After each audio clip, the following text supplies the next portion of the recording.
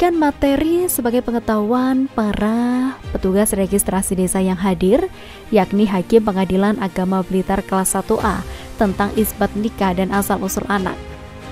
Pada kesempatan ini juga turut disampaikan materi terkait dengan pasal 28B ayat 2 Undang-Undang 1945 yang dinyatakan setiap anak berhak atas kelangsungan hidup, tumbuh dan berkembang, berpartisipasi serta berhak atas perlindungan dari tindak kekerasan dan diskriminasi serta hak sipil dan kebebasan. Asal-usul anak sendiri dapat dibuktikan salah satunya melalui akta kelahiran. Bagi anak yang lahir dari perkawinan yang sah, bisa mendapatkan akta kelahiran tidaklah sulit, tinggal diurus sesuai dengan prosedur dan persyaratan yang ditentukan. Kebetulan kita untuk menyelaraskan adanya informasi kepada kepentingan, kita mengundang narasumber dari Pengadilan Negeri, dari Pengadilan Agama kelas 1A Blitar, dan juga dari Kemenak, dalam ini diwakili dari Asosiasi Penghulu. Karena kita mengundang ini tentunya bisa memberikan gambaran dan panduan kepada semua stakeholder yang ada, kepada PRD untuk memberikan wawasan dan pengetahuan terkait dengan pelayanan Adminduk, bagaimana seharusnya, dan kendala-kendala yang dihadapi di lapangan akan bisa terselesaikan dengan baik. Tentunya dengan komunikasi yang baik ini akan kita lanjutkan mungkin insya Allah di tahun depan, sehingga Kabupaten Blitar bisa melaksanakan pelayanan dengan baik untuk menuju satu data terkait dengan pelayanan di masyarakat. Artinya pentingnya satu data untuk Indonesia, kita mulai dari bawah terkait dengan pelayanan Adminduk. Nantinya data Adminduk pasti akan digunakan sebagai dasar daripada semua pelayanan. Itu didefinisikan sebagai penetapan tentang kebenaran atau keabsahan nikah. Jadi isbat nikah adalah penetapan nikah yang diajukan ke Pengadilan Agama guna menisbatkan atau menetapkan perkawinan yang telah dilangsungkan namun tidak dapat dibuktikan dengan akta nikah. Nikah secara sembunyi-sembunyi. Jadi nikah secara sembunyi-sembunyi itu banyak problemnya, banyak masalahnya. Ada yang seorang yang umurnya masih di bawah 19 tahun atau 18 kurang sedikit, atau yang laki-laki sudah 19 tahun, tetapi karena kurang umur mereka enggan untuk memenuhi persyaratan itu, sehingga apa yang dilakukan, dia nikah secara nikah secara siri. Di dalam pasal 26 Undang-Undang 74 itu disebutkan sebenarnya umurnya pada untuk orang-orang sebelum 74 itu kan banyak undang-undang itu lahir karena untuk mengatasi nikah di bawah tangan yang terjadi sebelum 74, sehingga segera diundangkan supaya akte nikah dan yang berikan tegan itu segera teratasi. Eksesnya itu diantaranya adalah ada orang yang menikah walinya salah. Misalnya walinya bukan yang berwenang, itu kalau menurut rupanya kan tidak boleh, tidak sah. Kemudian apa mungkin saksinya salah juga.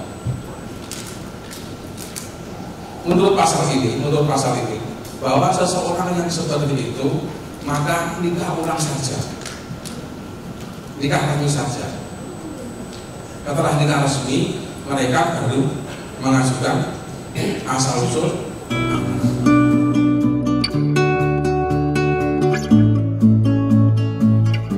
Di mana sebelumnya pemerintah daerah juga bekerja sama dengan Pengadilan Negeri Blitar kelas 1B tentang layanan administrasi kependudukan dan layanan lingkup tugas pokok dan fungsi Pengadilan Negeri Blitar kelas 1B, mengingat pelayanan publik merupakan salah satu dari prioritas yang ada dalam Panca Bakti.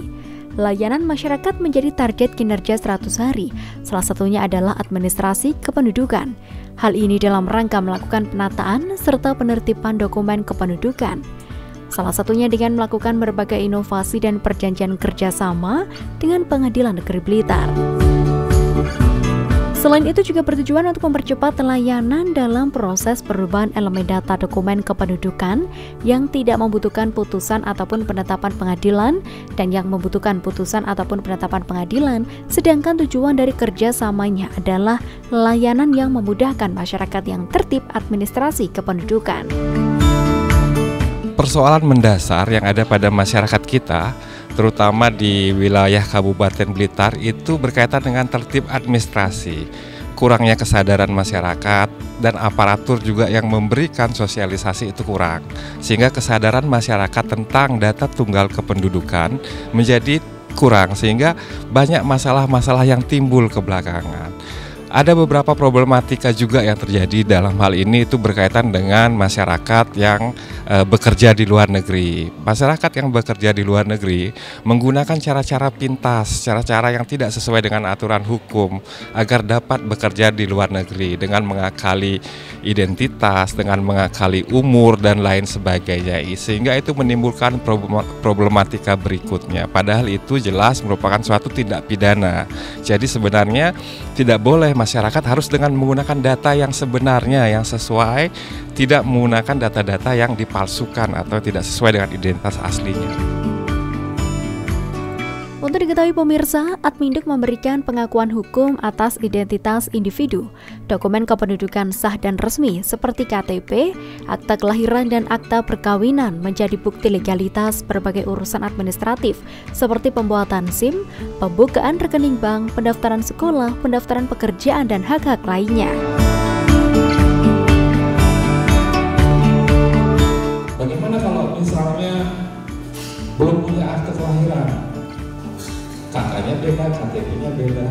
Jadi ada istilahnya akte kelahiran terlambat dulu, kalau nggak salah ya. Sekarang dulu dengan penetapan pengadilan.